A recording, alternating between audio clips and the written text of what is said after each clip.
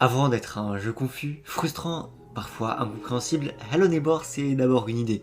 Une idée extrêmement simple, presque évidente, mais suffisamment rare pour marquer toute une génération de joueurs. L'idée que pour une fois l'ennemi ne serait pas juste un script, pas un monstre qui suit un trajet prédéfini, pas une IA qui réagit toujours de la même manière, mais un voisin, quelqu'un qui observe, quelqu'un qui apprend, quelqu'un qui s'adapte à toi.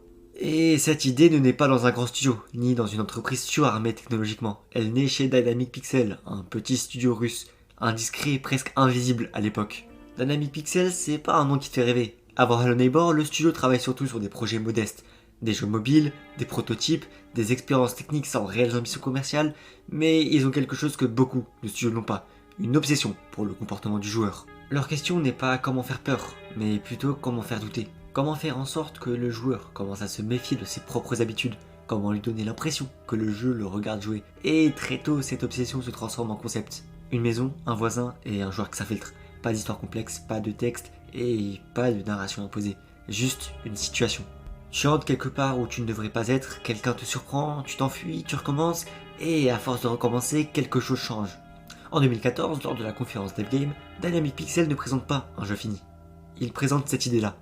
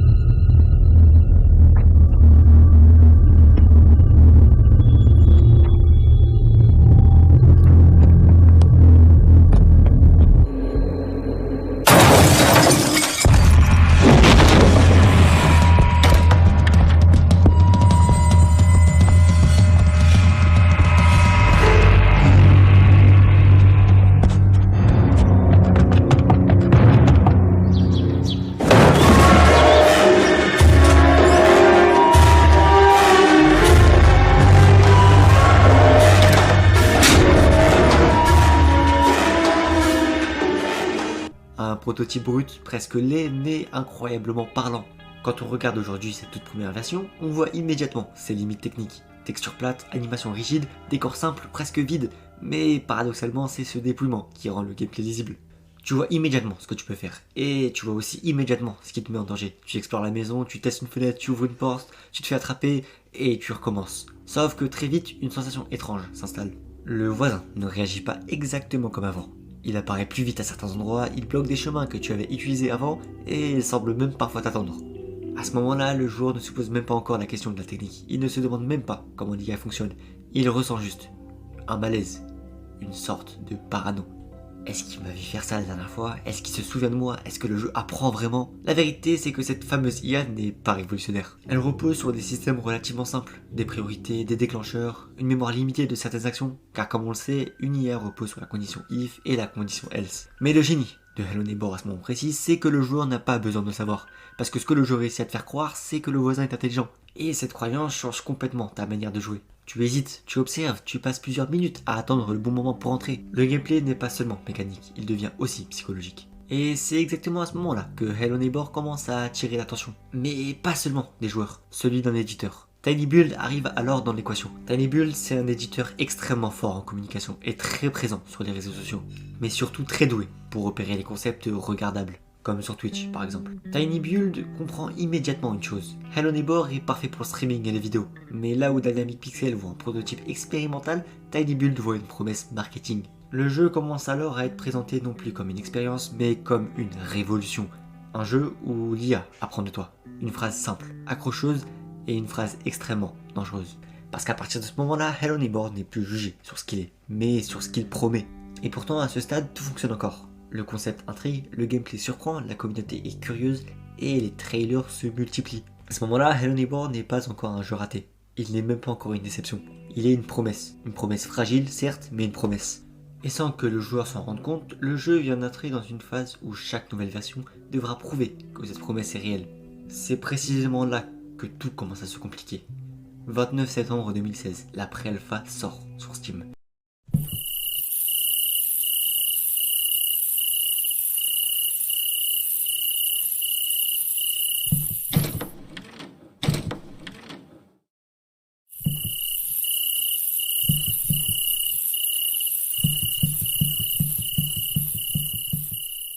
Le jeu passe chez de très gros créateurs dont Anas ou Squeezie.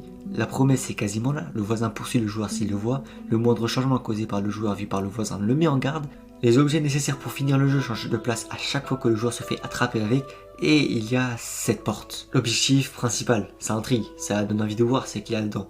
Bon, sur la pré-alpha, il n'y a rien, c'est juste une salle vide. Mais ça va changer très vite avec l'arrivée de l'alpha 1, le 6 juin 2016.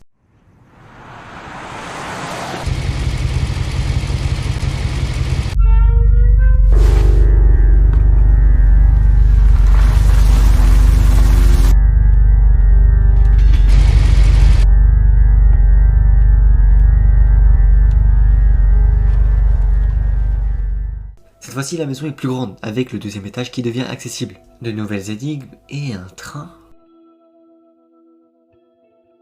Bon, ok. Et il y a toujours 7 portes, bloquées par une serrure et 2 planches. Sauf que cette fois-ci, on fait une sorte de rêve ou de vision. Je sais pas trop ce que c'est. Et dans cette sorte de rêve ou vision, on voit le voisin entrer dans cette sorte de cave, qui en fait n'en est pas une, puisqu'on voit des voitures et une roue en sortir, comme si le voisin avait fait une sorte d'accident. En faisant les diverses énigmes, on obtient la clé et le marteau pour ouvrir la porte. Sauf qu'en l'ouvrant,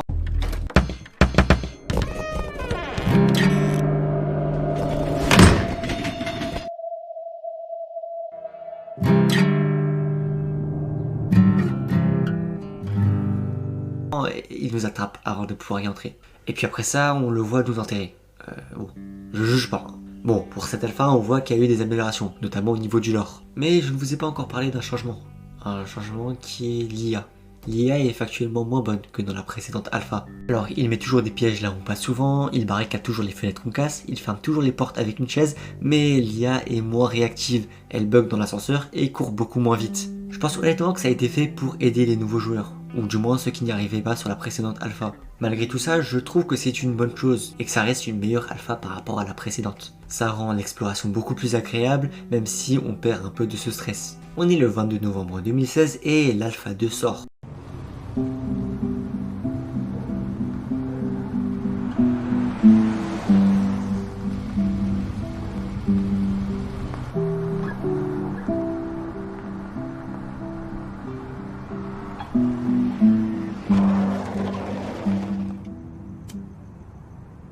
Cette fois-ci, presque tout a changé. L'Alpha 2 marque une rupture, ce n'est plus seulement le jeu qui change, c'est son âme visuelle. On passe de graphisme réaliste à un style cartoonesque, presque Pixar. Pour beaucoup, c'est une erreur, le facteur d'immersion en prend un coup. Pour en rajouter, la maison est beaucoup plus petite, beaucoup plus compacte, c'est une version tuto limite. On nous présente les bases mais on commence à sentir que le développement tâtonne. On sent clairement que le jeu a été simplifié pour plaire à une audience beaucoup plus jeune. Je trouve honnêtement que l'ancien style graphique était beaucoup mieux. Avec ce style cartoonesque, on se détache clairement de cette image d'horreur. C'est ici que le projet commence à perdre le fil. L'IA n'est plus qu'un ennemi qui a une routine et poursuit le joueur s'il le voit ou casse une vitre. Ce n'est plus l'ancienne IA qu'on connaissait, celle qui tentait des ruses ou changeait la place des objets. Le 22 décembre 2016, l'Alpha 3 débarque.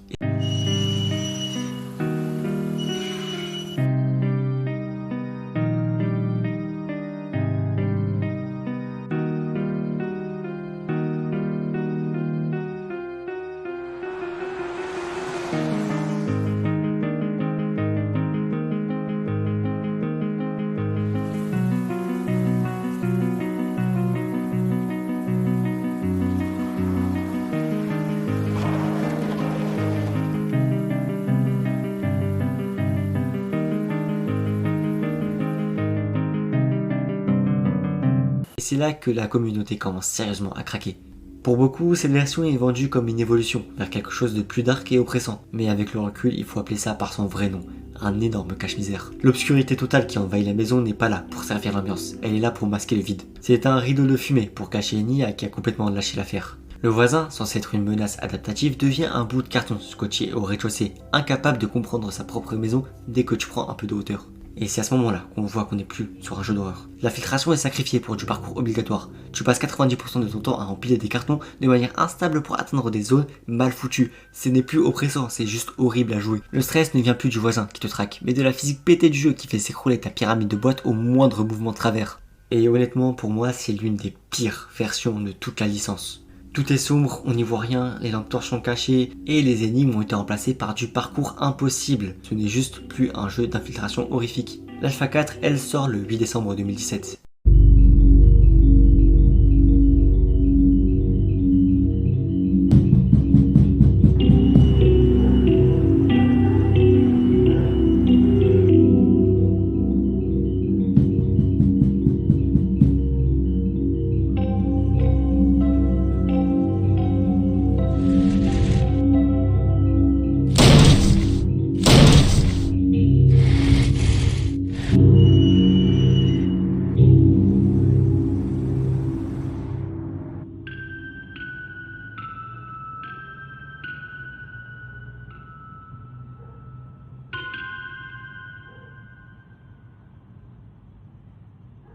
Et cette fois-ci, c'est vraiment bien. Eh ben non, le jeu est encore plus buggé. Le lore toujours aussi bancal et jamais explicitement dit. Dès qu'on passe le deuxième étage, le voisin, il disparaît, on le voit plus, alors que je le rappelle, la base de Hello Neighbor, c'est une IA adaptative, et suite à ça, il y a la bêta 1 et 3. Oui, la bêta 1 et 3. J'ai cherché pour la bêta 2, mais à part une vidéo bancale qui dit que c'est un lost media, j'ai rien trouvé. Donc pour la bêta 1 et 3, c'est juste des copies de l'Alpha 4, et pour la bêta 3, on a en plus un boss final où le voisin est géant. Ah, je vous ai dit, ça devient n'importe quoi. Décembre 2017, c'est l'heure de vérité. Le jeu complet sort enfin.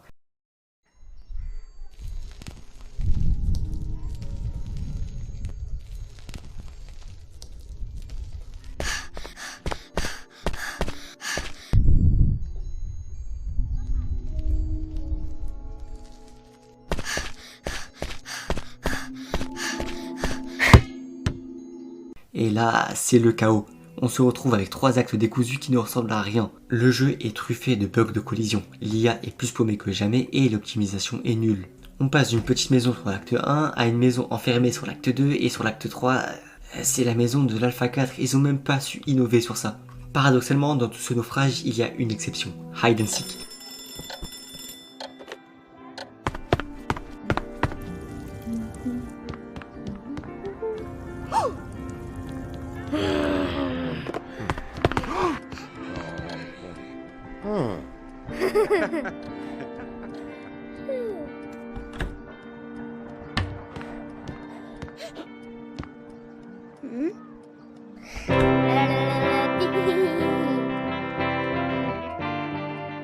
C'est peut-être l'un des seuls jeux vraiment solides de la licence. On sort enfin de la boucle maison cave pour entrer dans l'imaginaire des enfants Peterson. Ah ouais, j'avais oublié de le préciser, le nom du voisin c'est Theodore Peterson. Il a une femme et 2 enfants, enfin bref. Pour une fois, le côté surréaliste et les décors qui n'ont aucun sens sont justifiés par le scénario. C'est triste, c'est prenant et ça donne enfin une âme à ce voisin qu'on fuyait sans savoir pourquoi. C'est le seul jeu de la licence qui a réussi à être autre chose qu'un IA bug pour youtubeurs et streamers. En 2022, Tiny Build tente de se racheter, avec Hello Neighbor 2.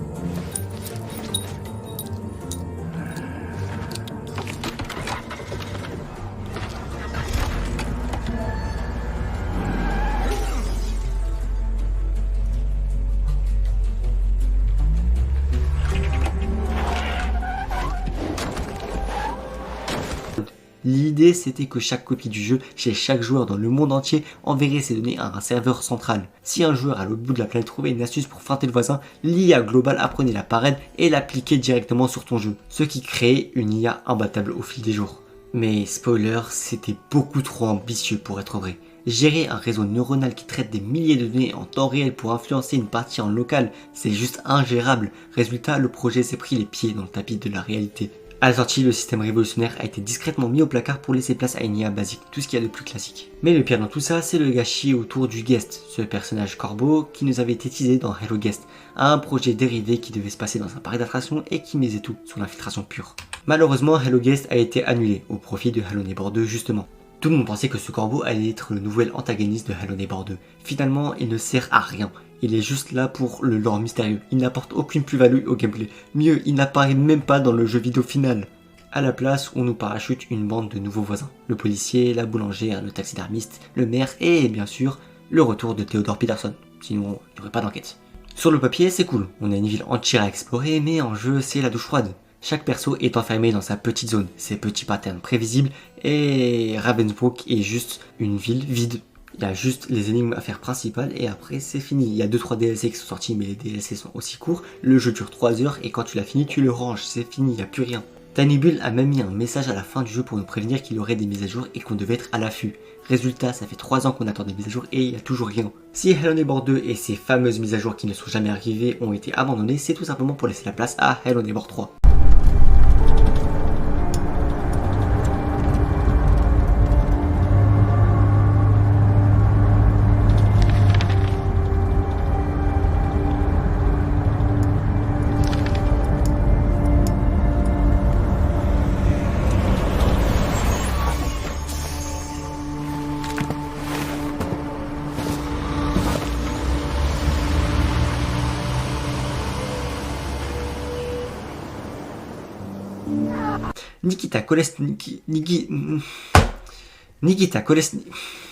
Nikita Kalashnikov, c'est pas ça son prénom mais vas-y c'est pas grave, le créateur original revient en nous disant cette fois-ci c'est la bonne, on repart sur les simulations systémiques. En gros ils arrêtent de nous vendre du bullshit, des IA magiques ou des clouds, je sais pas quoi, ils arrêtent et ils reviennent à une formule qui marche. C'est un aveu de faiblesse, mais c'est peut-être la chose la plus honnête qu'ils aient dite depuis 10 ans.